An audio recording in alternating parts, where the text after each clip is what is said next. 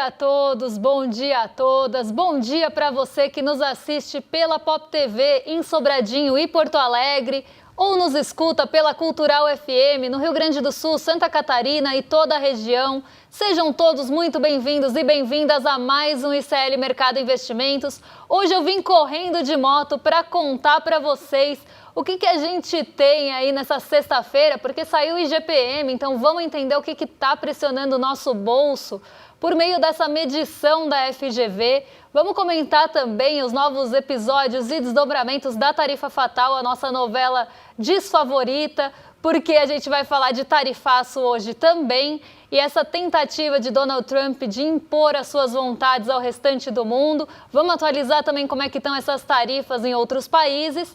E tem também desemprego, que saiu ontem e teve recorde, temos baixo desemprego aqui no Brasil, mais uma queda, ficou abaixo da projeção. E a gente vai comentar tintim por tintim isso, que se subiu o rendimento, se não subiu, fica aí que a gente vai falar de todos esses assuntos. Mas antes, vamos dar uma passada pela nossa agenda, porque tem indicador importante hoje no radar e eles devem movimentar o dia. Então vamos ver o que já saiu, o que tem para sair, quem falou, quem não falou até agora.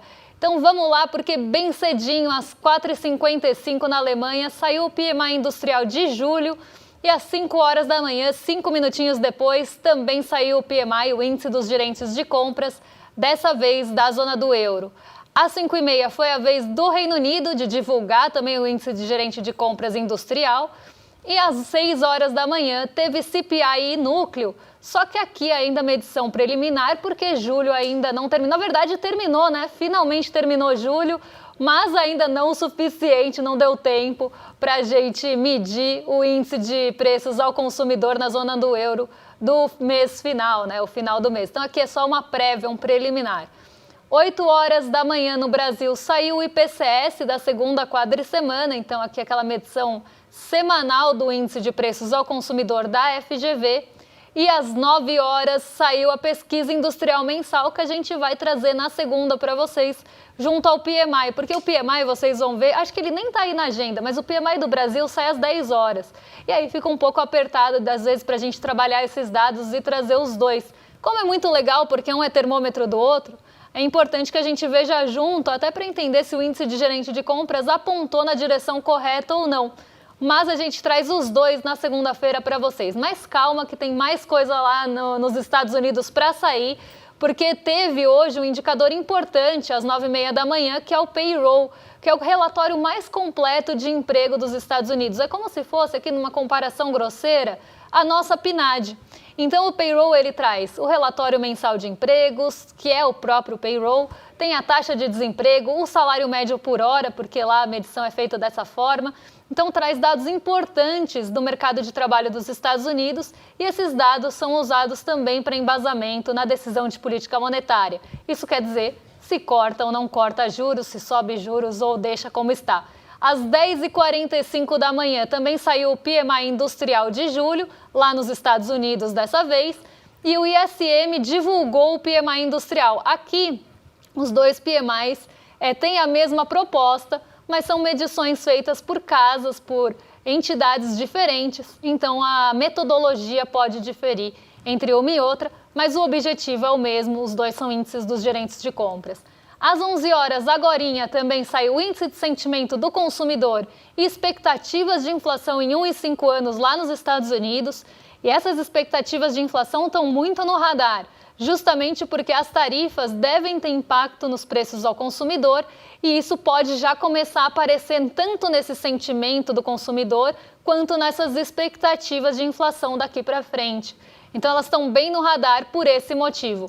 Mas não para por aí não, porque tem mais um pouquinho de agenda para a gente passar com vocês.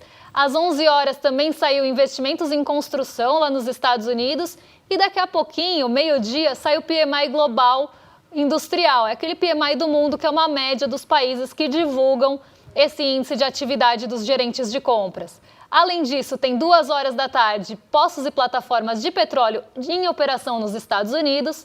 E hoje, dia 1º de agosto, mês do desgosto, a gente tem o presidente dos Estados Unidos, Donald Trump, chegando, né, naquele prazo estabelecido por ele para as tarifas recíprocas. Então, hoje começam a valer a maior parte das tarifas, porque a nossa, por exemplo, foi adiada para dia 6. Mas aqui a gente tem esse panorama de condutores, principalmente o payroll no radar, para movimentar o dia. E agora vamos entender qual foi o movimento de ontem, né? O fechamento de mês de julho foi um mês difícil. Diego, bom dia, como é que você tá? Conta pra gente, como é que foi esse fechamento de mês e o nosso desempenho de ontem na Bolsa? Bom dia, Débora. Muito bom dia para toda a nossa audiência. Eu não conhecia esse 1º de agosto, mês do desgosto. Vou aderir a ele, gostei bastante. Enfim, muito bom dia para nossa queridíssima audiência. Terezinha Rabelo, Maria Helena, Dani Casanova, José Neves, Liz Longo, Gladys Garcia, todo mundo, Vá Cartoneira aqui, diretamente do sul de Minas Gerais. Estavam perguntando aqui se realmente está todo esse frio em São Paulo e eu posso confirmar, está congelando aqui a cidade.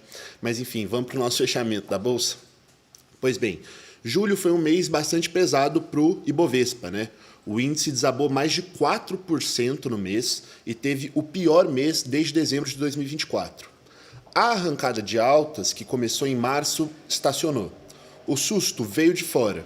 A ameaça dos Estados Unidos de taxar produtos brasileiros com tarifa de 50% fez com que o investidor estrangeiro batesse em retirada. A tensão só aliviou quando veio a notícia de que mais de 700 produtos ficariam de fora desse tarifaço. Aviões, petróleo e alguns alimentos escaparam, mas, porém, contudo, entretanto, todavia, café e carnes levaram chumbo. No último dia do mês, nova queda. O Ibovespa fechou o dia de ontem nos 133 mil pontos, quase no nível de abril, enquanto o dólar subiu para R$ 5,60. Segundo o nosso portal, lá fora o cenário também pesou. O petróleo e o minério de ferro saíram dia de ontem em queda e puxaram a Vale e a Petrobras para baixo. No geral, o clima negativo dominou a bolsa ontem. Só algumas empresas resistiram, como CSN, Embraer e TIM. O clima predominante é de cautela e, dados fiscais extenuantes das projeções do mercado, tensão política e incerteza com juros nos Estados Unidos deixam o mercado bastante nervoso. Ainda por cima, vem aí a temporada de balanços que promete mais emoções. Então vamos ver como é que essas coisas vão se desenhar nos próximos dias. Débora? Vamos lá, né? Vamos entender esse movimento da nossa Bolsa, porque ontem a gente teve um dia ali mais negativo, né, para a Bolsa, um dia de ajustes novamente, fechamos o mês também num terreno bem negativo, foi o pior mês desde dezembro, a queda aí foi de 0,69% na nossa Bolsa, e o restante do mundo também não ficou em melhor situação, né, porque caiu o Dow Jones, restante do mundo não, né, porque restante do mundo, seus Estados Unidos, só para Donald Trump. Nos Estados Unidos a gente teve um dia bem negativo, Dow Jones, S&P, Nasdaq, mas também lá fora, em outras bolsas que são monitoradas, a situação não fica muito diferente, porque o otimismo não está predominando nesse momento. O otimismo ele está longe de predominar, justamente por toda essa incerteza, por todo esse sentimento de cautela que se tem em relação ao impacto das tarifas impostas pelos Estados Unidos a diversos países, inclusive aqui o Brasil, apesar de ter mais um monte de exceção, né? A gente nem pode falar que tem mais exceção do que regra, porque a lista de produtos importados pelos Estados Unidos aqui do Brasil, ela é grande, mas tem produtos importantes que tomam boa parte do volume exportado aqui pelo Brasil, que acabou entrando numa lista de exceções divulgada pelo Donald Trump. Então, isso acaba trazendo, né, diminuindo um pouco essa cautela em relação ao Brasil, mas os outros países também estão cautelosos porque tudo pode mudar. Como mudou ontem, né? Ontem de manhãzinha eu falei, olha, Donald Trump acabou de falar em tarifas em relação à Índia, então acabou de colocar impor tarifas à Índia aqui de 25%. No fim do dia, foi a vez do Canadá de receber cartinha, né? Então uma cartinha ali chegou ao Canadá falando que agora o Canadá também vai ter tarifa a mais aí nessas tarifas impostas, além daquela tarifa recíproca que já tinha sido colocada. Então você tem alguns países que têm uma tarifa adicional, que a gente fala, e aí chega na tarifa total, que é o que a gente está falando aqui, de 50%, 25%, 35% no caso do Canadá. Então vários países estão recebendo essas cartinhas e muitos deles, né, tentando ainda negociar. Mas quando a negociação é feita com Donald Trump, a gente sabe que vem junto, né? Vem num combo de humilhação e submissão. É isso que ele quer, né? Humilhar e tentar fazer esses países se submeterem aos Estados Unidos. Porque Donald Trump se acha o governador do mundo, né? Ele quer ali dominar o planeta, ele quer mandar em todos os países, ele quer mandar em outras empresas, ele quer mandar no Fed. A gente vai mostrar uma arte daqui a pouquinho dele xingando Jeremy Powell. Isso também está trazendo, de certa forma, uma incerteza muito grande, porque se você tem um presidente dos Estados Unidos, uma pessoa importante, pensando que ela está ali dirigindo um país que é uma potência mundial, e essa pessoa ela é instável, ela não tem ali uma previsibilidade, e ela ainda fica brigando com próprias entidades do país, então fica ali xingando Jeremy Powell, tentando mandar no Fed, falando que ele faria melhor, que o Fed é desastroso, entre outras coisas que ele fala na sua rede social. E hoje, gente, eu fui lá buscar os não posso falar tweets, né? Como é que a gente fala? Os truth socials do Donald Trump, as falas dele na rede social. E assim, é um Chernobyl ali, é horrível. Além de um monte de propaganda de toalha e de travesseiro, a cada um post que você passa no Donald Trump, é um ambiente muito ruim, porque tem um monte de falas horríveis de Donald Trump. A gente separou algumas, daqui a pouquinho a gente vai passar para vocês, justamente mostrando essa divergência com o Jeremy Powell que pode existir, né, já que a gente está falando, né, de entidades e entidades autônomas aí, como é o caso do Fed, então ela não teria uma submissão ou não teria que responder ao presidente, porque existe também lá todo esse entendimento em relação a um banco central autônomo, mas você vê essa tentativa de interferência e de Donald Trump tentar mandar no Powell, só que não fica nessa esfera de tentar falar o que acha que tem que ser feito, começa a partir para um campo de ofensa, e isso é muito ruim. Mas voltando aqui às tarifas, porque eu vou mostrar isso daqui a pouquinho, que também estava trazendo bastante incerteza para o mercado, as tarifas agora, elas começam a entrar em vigor nesse dia 1º de agosto. Alguém, inclusive aqui no chat, eu acho que foi a Maria Helena, falou, é o mês do cachorro louco, é outra alcunha que a gente tem aí para o mês de agosto. No mês de agosto, conhecido por várias coisas, inclusive por ser um mês sem feriado, pelo menos aqui em São Paulo.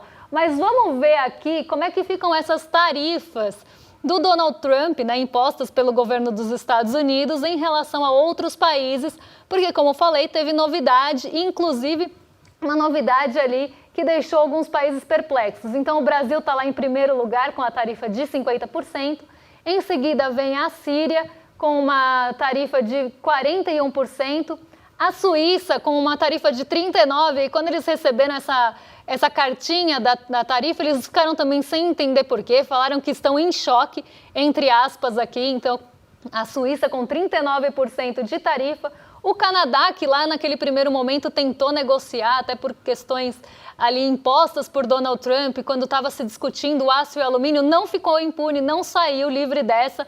Canadá com 35% de tarifa aplicada aí às importações dos Estados Unidos partindo de lá, o Iraque com 35%, a Sérvia com 30%, a África do Sul, que também faz parte dos BRICS, com 30% de tarifa, a China com 30%, mas aqui ainda em negociação, então isso aqui pode ser provisório, a Índia, que também faz parte dos BRICS, com 25% de tarifa, e o México aqui com 25% também em negociação. A tarifa do México também não é a final, pode ser que haja alguma negociação. Mas a gente sabe que essa negociação não é bem uma negociação, é uma aceitação de condições impostas por Donald Trump, que aqui no Brasil elas são impraticáveis, não são só estapafúrdias, mas elas são impraticáveis até pela autonomia que a gente tem entre os poderes, então ele não pode impor uma tarifa pedindo uma coisa para o judiciário. E aí a gente tem também aquela escalada que entra, né, numa toada mais política, que entra nesse cenário político, que foi a imposição da Lei Magnitsky. Gente, eu sempre me enrolo quando eu vou falar o nome dessa lei, mas eu não sou russa, né? Então, assim, eu sempre dou uma enrolada de língua aqui, um trava-língua, deu um cãibra, como diria as árvores, somos nós. Mas aqui a gente tem a imposição da Lei a Magnitsky ao Alexandre de Moraes, e isso causou um burburinho por ser uma imposição política. Então sai da história comercial, coisa que todo mundo já sabia, né, que tinha um pano de fundo ali geopolítico, que tem toda uma questão envolvendo o BRICS, tudo isso está por trás das tarifas de Donald Trump. Mas quando ele aplica essas sanções a Alexandre de Moraes, depois de criticar muito o nosso Supremo, isso mostra que realmente existem motivações políticas nessa negociação que não tem como ser feita, e aí essa negociação acaba ficando cada vez mais distante. Então é uma imposição mesmo. Só que Donald Trump, ao mesmo tempo que colocou essa tarifa de 50% para tentar fazer pressão, para tentar mostrar ali que olha só como nós estamos pegando pesado com o Brasil, e até usando isso de exemplo, né? Olha como a gente pode pegar pesado se a gente quiser, tentando dar um recado para outros países, inclusive do BRICS, ou a gente pode pensar outros países da América Latina. Você tem todas as exceções que vieram junto, né? Então, até eu separei uma fala aqui, eu não sei se eu ainda tenho, que foi a nossa inspiração para a tarde de hoje, que é a fala do Paul Krugman em relação ao Donald Trump. Achei aqui, ó, abre aspas. Trump acha que pode governar o mundo, mas não tem suco de laranja do Brasil, porque é mais ou menos isso, né? Ele acha que ele pode mandar e desmandar no planeta, ele acha que ele pode mandar e desmandar nos outros países, ele acha que ele pode mandar e desmandar no Fed, mas ele esquece que ele não vai começar o seu dia, ou quase ninguém nos Estados Unidos vai começar o dia sem os produtos brasileiros, já que é uma base importante do café da manhã ali, suco de laranja, não só do café da manhã, mas um produto muito consumido, o café que vem majoritariamente daqui, inclusive toda aquela mudança proposta para a Coca-Cola de mudar a fórmula, tirar aquele xarope de milho, né, o corn syrup, e substituir por açúcar. O açúcar vem do México, ou vai, né, para os Estados Unidos, do México ou aqui do Brasil, então produtos sobretaxados.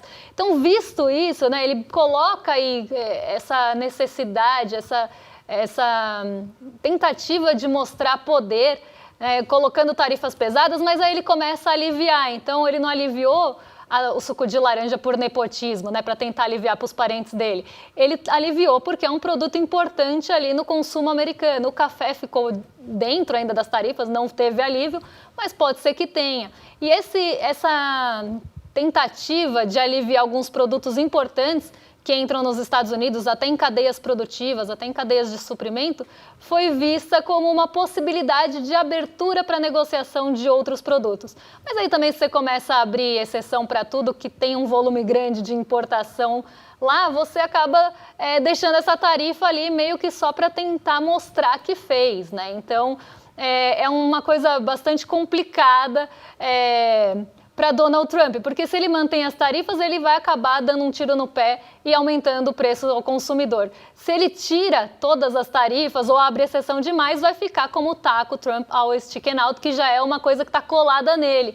Então ele está tentando medir isso, mas sempre mostrando, né, tentando pelo menos se mostrar superior, e que os outros que se submetam a ele, inclusive Jeremy Powell, que ele acabou desferindo um monte de ofensas a Jeremy Powell, e a gente separou algumas que fui buscar lá no Chernobyl, que é a Truth Social. Então eu traduzi inclusive para vocês, porque a primeira ali é o Too Little Too Late, porque ele chama Jeremy Powell, se vocês não sabem, de Jeremy Too Little Powell. Então é tarde demais, Jeremy, tarde demais, aqui entre aspas.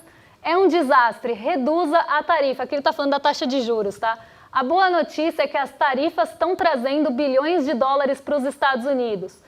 Aí depois, em outro post, ele fala: Jeremy Too Late Powell, que é como ele chama, um idiota teimoso, precisa reduzir substancialmente as taxas de juros agora. Tudo em caps lock, né, gritando. Eu até consigo imaginar Donald Trump falando isso.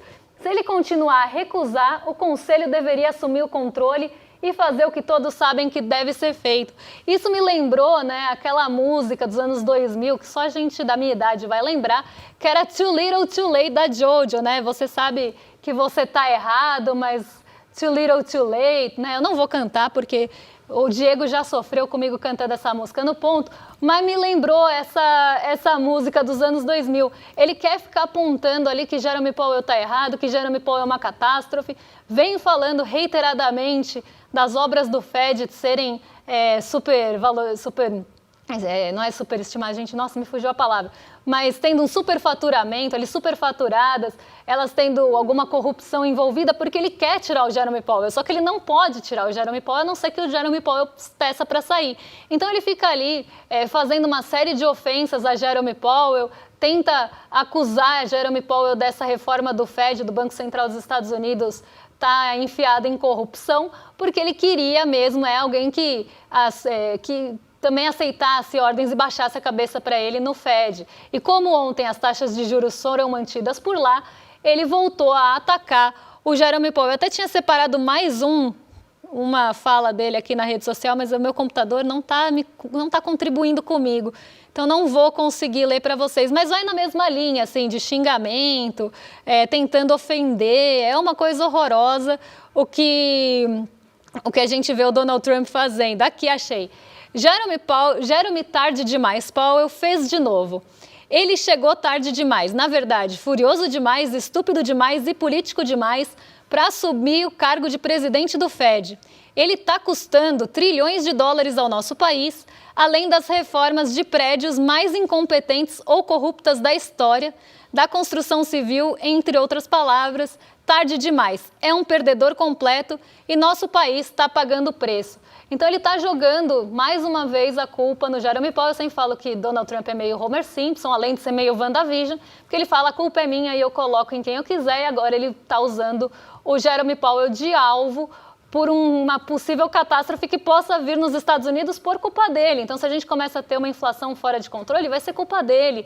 Se os Estados Unidos agora não estão numa boa situação, isso também tem que ser atribuído a ele, principalmente se vierem como consequência de todas essas atitudes que ele está tomando. Mas a gente sabe que Donald Trump coloca a culpa nas outras pessoas, então ele assume esses alvos, esses outros, bem numa coisa estadunidense mesmo, sempre ter o outro ali para colocar ou a culpa ou como inimigo. Isso é uma coisa que vem de muitos anos, séculos e décadas no país dele. Mas ele não foge a essa regra e está fazendo isso reiteradamente. Agora é a vez do Powell sofrer com esses ataques, mas aqui numa tentativa de pressionar mesmo para corte de juros, que é o que ele quer que seja feito. Mas não é assim que a coisa funciona no Fed. Então, a gente vai ter que esperar até setembro para ver se vai ter queda ou não, ou se vão continuar os xingamentos e as tretas entre Jerome Powell e Donald Trump. Agora eu vou devolver para a redação, para o Diego contar para a gente como é que ficou o IGPM de julho, né, Diego? Porque parece que continua mais suave, mas talvez não tão suave quanto antes. Débora, antes disso, eu só queria dizer que eu não sofri, não. Aliás, eu cantei com você. E aí tem muita gente aqui no chat pedindo para você cantar. Mas eu acho que isso daí vai ter que ficar para um outro dia, né? Pois bem, a respeito do IGPM, o índice, conhecido por ser, aliás, a inflação do aluguel, o índice geral de preços do mercado, recuou 0,77% no mês de julho. A queda foi menor que a de junho, mas ainda manteve o índice no negativo no acumulado do ano.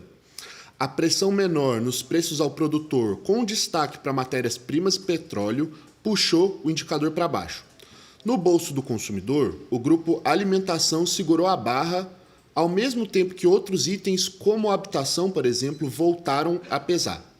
Já na construção civil, os custos desaceleraram com menos reajustes salariais. No ano, o IGPM já caiu 1,70%, enquanto que em 12 meses ainda tem alta de 2,96%. Débora? Vamos entender esse comportamento de preços, porque tiveram algumas mudanças importantes, não foi só uma, foram várias mudanças importantes aí no IGPM, conhecido por ser o indicador, né, da inflação do aluguel, porque por muito tempo ele reajustou contratos de aluguel. Vamos ver como é que fica a variação mensal desse IGPM, porque teve aí uma queda de 0,77 nesse mês, menor do que a queda que a gente tinha visto de 1,67 no mês passado.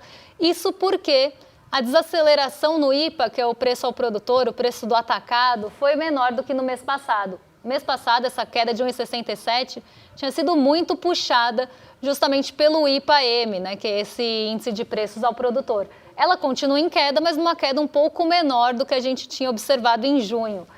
O índice de preços ao consumidor subiu um pouquinho entre os 2 meses, mas o INCC da construção civil caiu de 0,96 para 0,91 em desaceleração.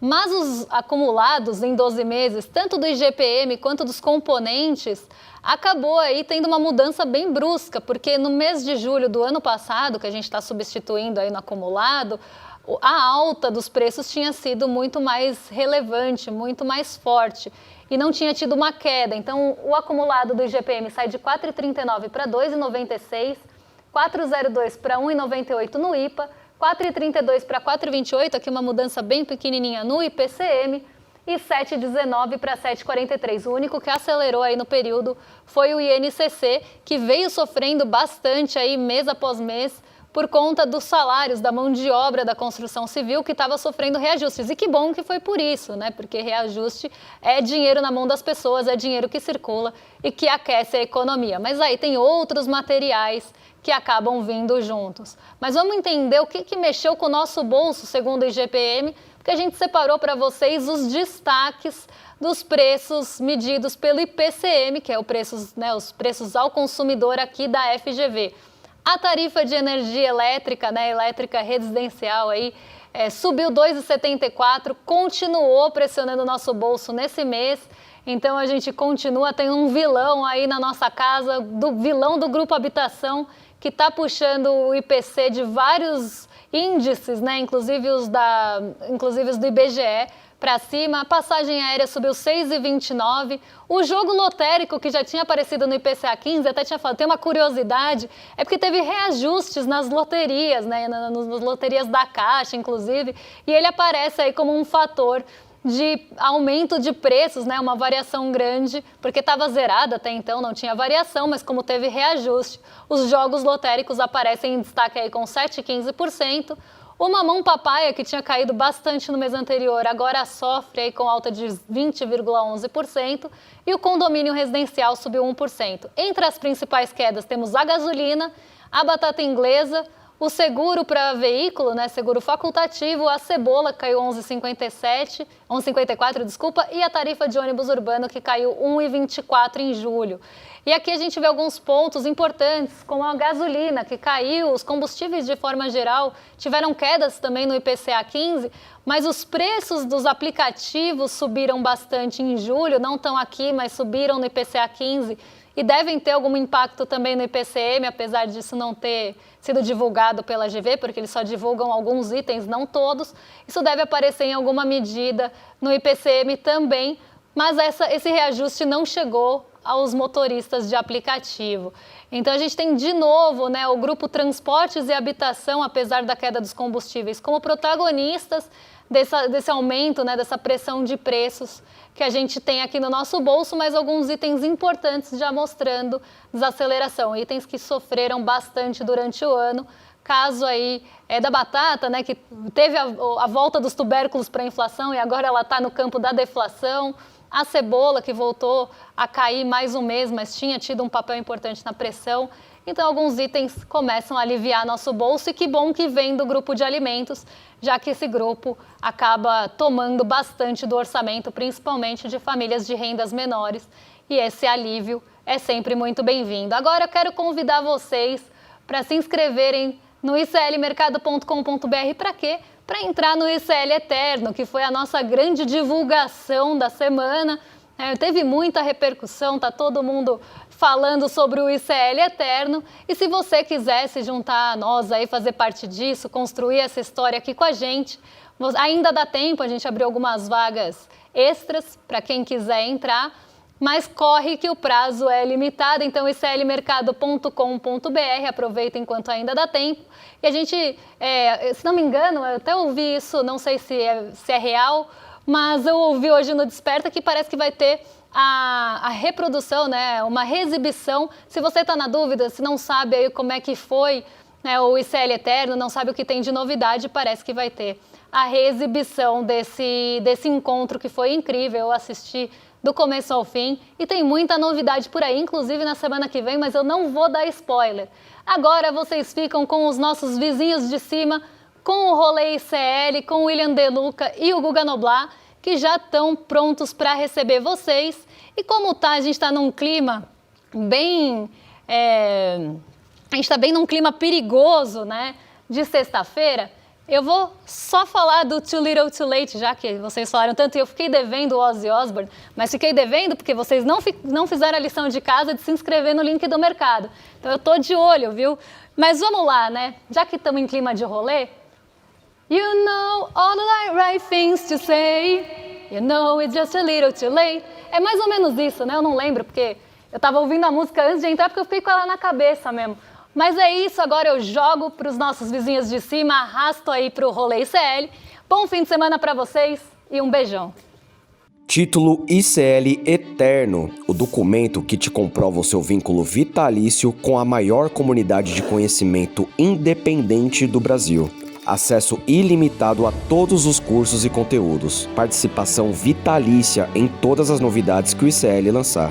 Apoio na construção dos nossos sonhos. Seu nome eternizado como apoiador do ICL. Não é assinatura, não é renovação. É conhecimento para você e para sua família para sempre. ICL Eterno, porque o conhecimento liberta para sempre.